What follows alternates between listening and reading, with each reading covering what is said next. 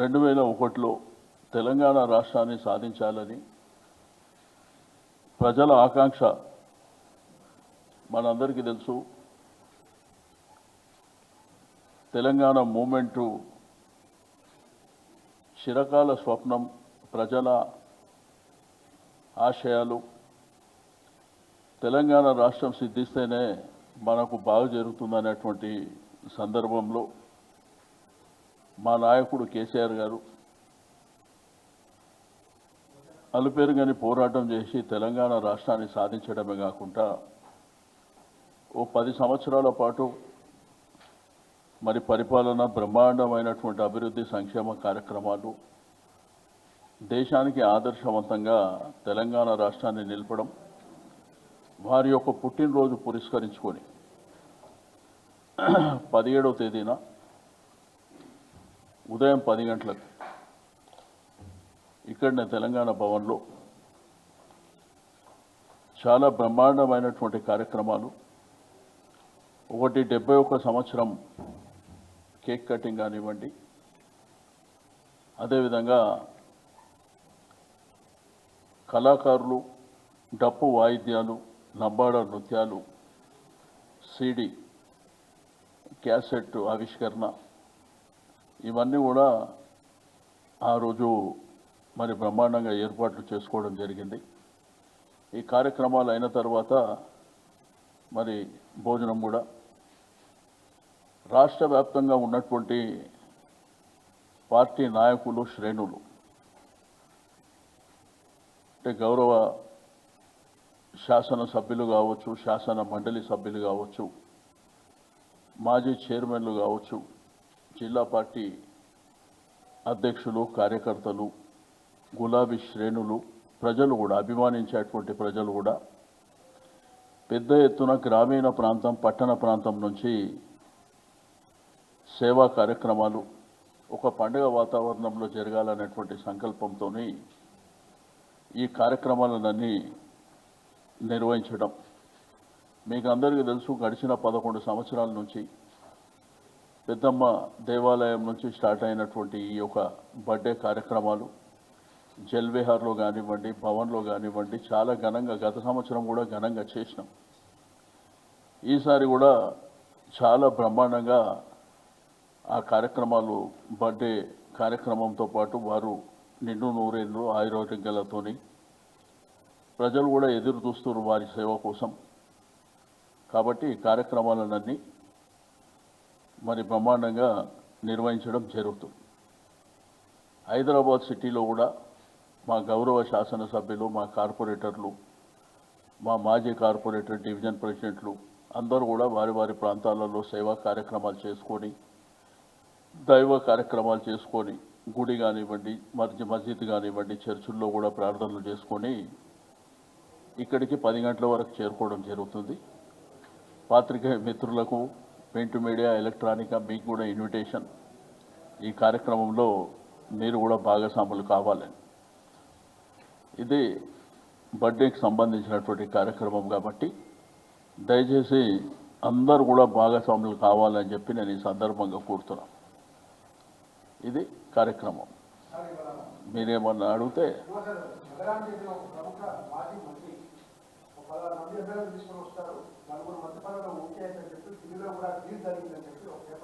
నేనేమంటున్నానంటే, ఇప్పుడు మీ టీవీ, మీ పేపర్ కానప్పుడు క్వశ్చన్ అడగడమే కరెక్ట్ కాదనేది నా ఉద్దేశం. ఇప్పుడు మీరు కూడా వివిధ మీడియా సంస్థల్లో, పత్రికా రంగంలో మీరున్నారు. ఏదో ఎందులో వచ్చిందే కాకుండా మీ దగ్గర ఏమైనా అథెంటిక్ ఉంటే చెప్తే దానికి ఆన్సర్ చెప్తే బాగుంటుంది. మీకే పోయిన వాళ్ళ పరిస్థితి ఏందనేదే వాళ్ళ పశ్చాత్తాపం చూస్తున్నాం. అసలు ఇప్పుడున్న పరిస్థితుల్లో ఆ వాతావరణం ఉందో లేదో మీకే తెలవాలి, మాకంటే ఎక్కువ.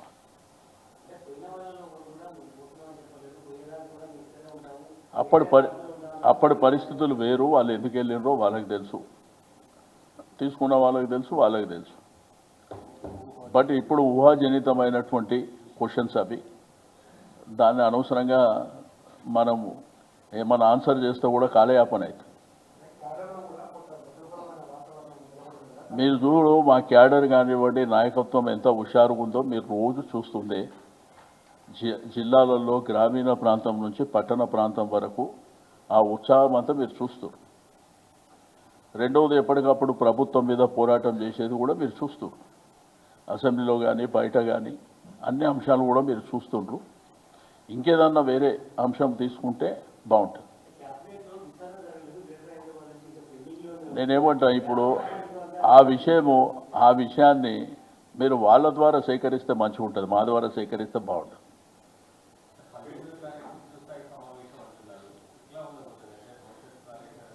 అంటే రాష్ట్ర దిశ దశ పార్టీ శ్రేణులు పార్టీ యంత్రాంగం మరి సుదీర్ఘమైనటువంటి టైం తర్వాత 19వ తారీఖున కేసీఆర్ గారి నాయకత్వంలో వారి అధ్యక్షతన మీటింగ్ జరుగుతుంది కాబట్టి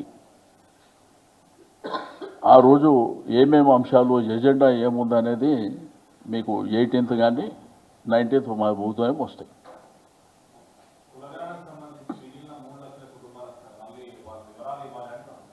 నేనేమంటారు ఇక్కడ జరిగిందే ఫస్ట్ ఆఫ్ ఆల్ కులగణన చేసిందే తప్ప అంటున్నాను నేను.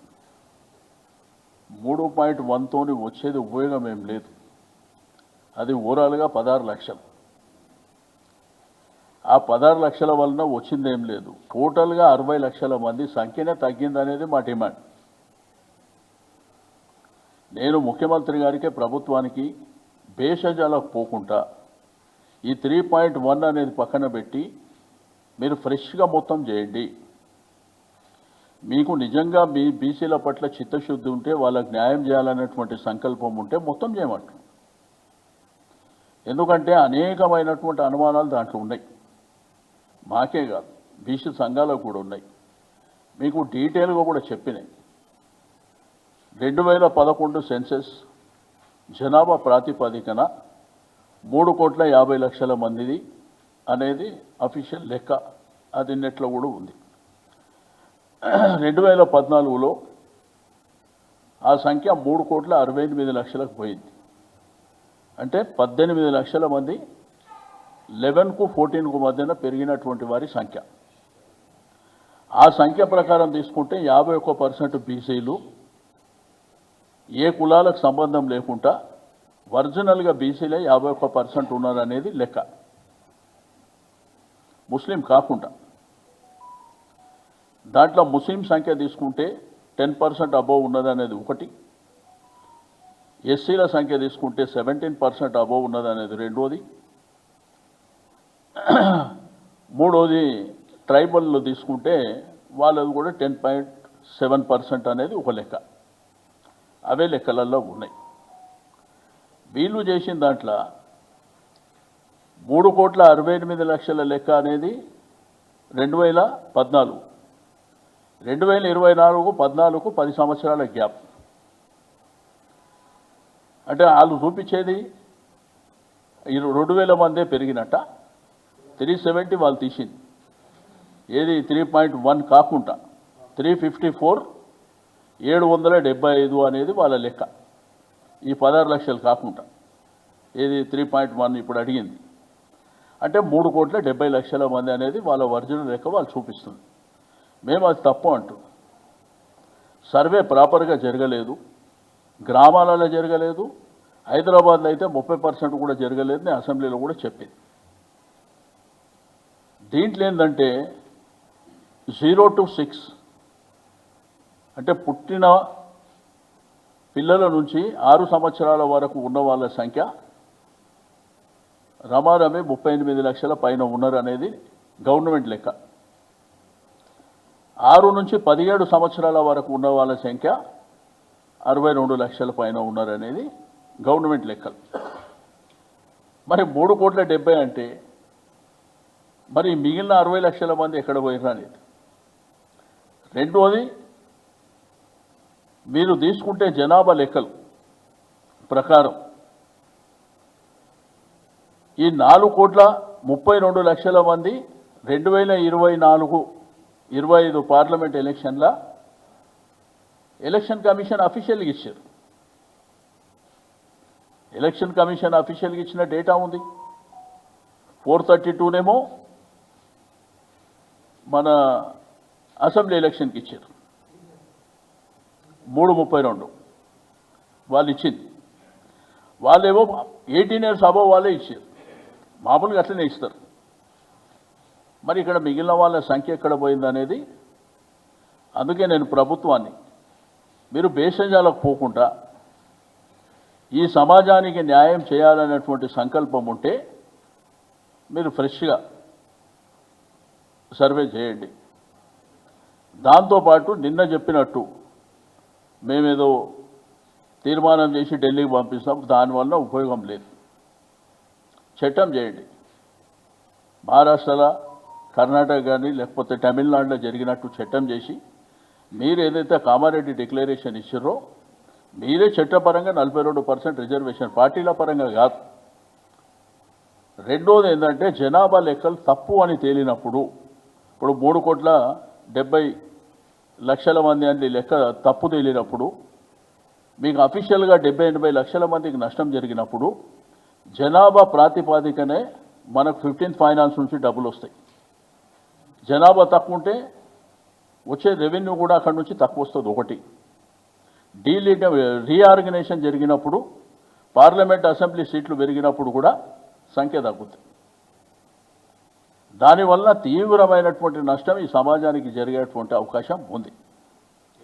రెండోది, నిన్న మొన్న మాట్లాడినప్పుడు 51% బీసీలు అంటారు. 51 కాదు, 51 2014లో మీకు 5-6% పెరిగింది.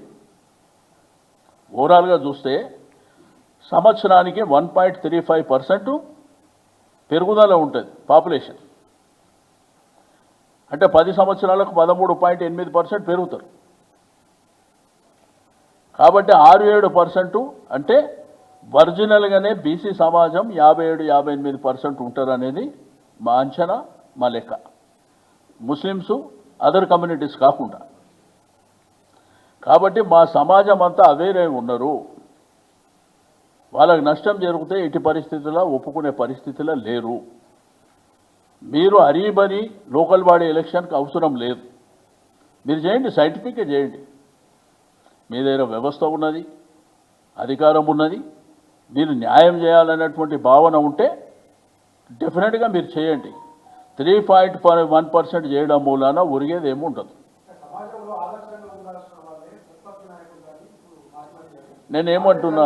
నేనేమంటున్నా నేను అనేదల్లా ఒకటే, మీరు బ్రహ్మాండంగా నెక్స్ట్ ఒక డేట్ అనౌన్స్ చేసి చేయండి. అందరూ భాగస్వామ్యం అవుతారు. కేసీఆర్ గారు, కేటీఆర్ గారు, హరీష్ రావు గారు, అందరు పార్టీ శ్రేణులు, జనము అందరూ కూడా భాగస్వామ్యం అవుతారు.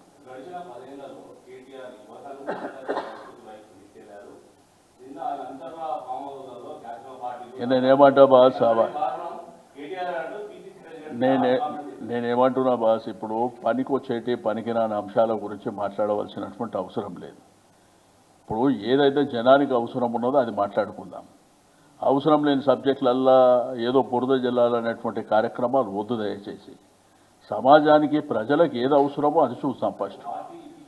నేనేమంటున్నా, రాష్ట్రంలో చాలా సమస్యలు ఉన్నాయండి, అనేకమైనటువంటి అంశాలు ఉన్నాయి. గ్రామీణ ప్రాంతం నుంచి పట్టణ ప్రాంతం వరకు అనేకమైనటువంటి అంశాలు ఉన్నాయి. దాని మీద ఫోకస్ పెడదాం. ఇవన్నీ పనికిరాని అంశాలు అక్కర్లేదు. అది 17th నిర్ణయం తీసుకుంటాం. 17th ఏదైతే స్టాండింగ్ కమిటీ ఎన్నికలు ఉన్నాయో, ఇప్పుడు బలబలాలు అనేది ఒక లెక్క ఉన్నది. 17th నాడు ఎవరెవరు పార్టిసిపేట్ చేస్తున్నారో దాని ప్రకారం నిర్ణయం తీసుకుంటాం. అది ఇప్పుడు ఏం పెద్దగా అనుకోలేదు. దానికి కొంత డీటెయిల్గా పోవాలి. డీటెయిల్గా పోయి అవంతా సంఖ్య నంబర్కి ఏం తప్ప వేరేదేమి ఉండదు. ఆ నంబరు ఎవరికి ఎంత ఉన్నది అనేటువంటిది ఒకటి. అవన్నీ లెక్కలు తీసిన తర్వాత ముందుకెళ్ళాలి. నేనేమంటున్నా బాస్, ఇప్పుడు ఎవరికైతే పోటీ చేస్తుండ్రో వాళ్ళు ధైర్యంగా గెలుచుకోమని చెప్పండి. మా గురించి ఎందుకు వాళ్ళు బలంగా నిలబడి కొట్లాడి గెలుచుకోండి. మేము పార్టిసిపేట్ చేయదలుచుకోలేదు. వాళ్ళు నిలబడ్డోళ్ళు బలంగా నిలబడి కొట్లాడి ప్రజల్ని, అక్కడ ఉన్నటువంటి ఓటర్స్ని ఆకర్షణ చేసుకొని గెలవండి. ఎందుకు ప్రతిసారి మా మీద ఏడవడం ఎందుకు?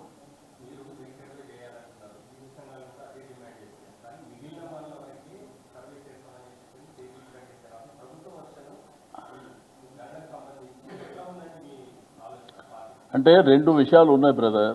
ఒకటి మీరు 2011 సెన్సస్ ఒక మీరు కామన్ మ్యాన్గా తీసుకోండి, లేకపోతే ఒక బీసీ కుటుంబం విధంగా తీసుకోండి. అంటే పాత్రికేయులు అనే విషయం పక్కన పెట్టి 2011 సెన్సస్ మీ దగ్గరనే ఉంది, సకల జనుల సర్వే జరిగింది మీ దగ్గరనే ఉంది, మొన్న వాళ్ళు చేసింది మీ దగ్గరనే ఉంది. ఎలక్షన్ కమిషన్ అఫీషియల్గా ఏదైతే 2024-25 ఇచ్చినటువంటి లెక్కలు ఉన్నాయి, మీరు అది బేరీజ్ వేసుకోండి, మీరే చూసుకోండి. దాంట్లో ఎంత తక్కువ వస్తుంది, ఎంత ఎక్కువ వస్తుంది అదే చూసుకోండి. ప్రభుత్వానికి కూడా అదే చెప్తున్నాం. మీరు కూడా ఓటర్లు ఉన్న వాళ్ళ సంఖ్య ఎంత ఉంది, ఓటర్ లేని వాళ్ళ సంఖ్య ఎంత ఉంది, దాని మీద మీరు ముందుకు పోండి. ఉత్తగా అనవసరంగా లేనిపోని సమస్యలు క్రియేట్ చేసుకొని, ఇప్పుడు బీసీ సంఘాలు ఇంతమంది మాట్లాడుతున్నారు కదా, మేము ఒక్కలేమే కాదు కదా మాట్లాడుతుంది. ఇప్పుడు మా పార్టీగా మేము ఒక్కలేమే మాట్లాడతలేము కదా, అందరూ మాట్లాడినప్పుడు పేషెంజర్లకు ఎందుకు పోవాలి? 3.1% చేసేయడం ఎందుకు? అంత చేస్తాము, ఒక డేట్ ఇవ్వండి. అప్పుడు కేసీఆర్ గారు ఎందుకు భాగస్వామ్యం కాలేదు, ఇంకోరు ఎందుకు భాగస్వామ్యం, అవన్నీ ఆ రోజు తెలుసుకుందాం. మేమే చెప్తాం, అందరు భాగస్వామ్యం అవుతాం.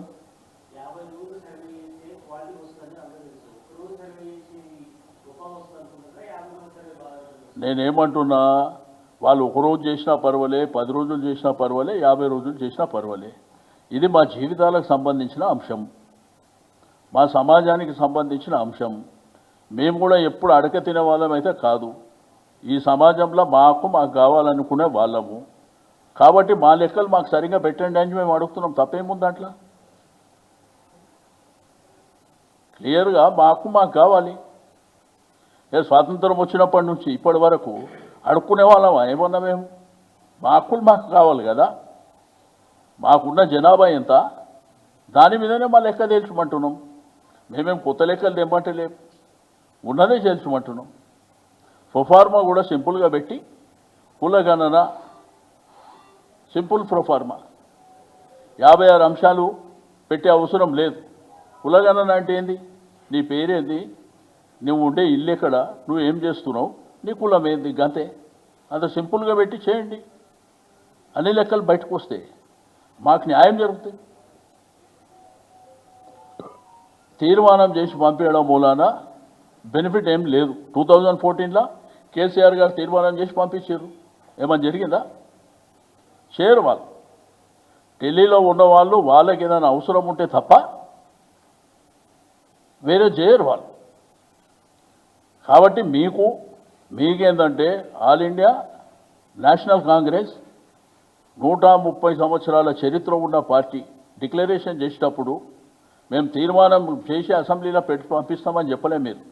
మేము ఇస్తామని చెప్పి, మేము ఇవ్వమని చెప్తున్నాం. అంతేగాని తీర్మానం చేస్తామంటే మేము ఒప్పుకునే పరిస్థితి లేదు. సమాజంలో ఉన్నటువంటి బీసీ సంఘాలు కావచ్చు, బీసీ కులాలు కావచ్చు, యాక్సెప్ట్ చేసే పరిస్థితి లేదు. ఓకే,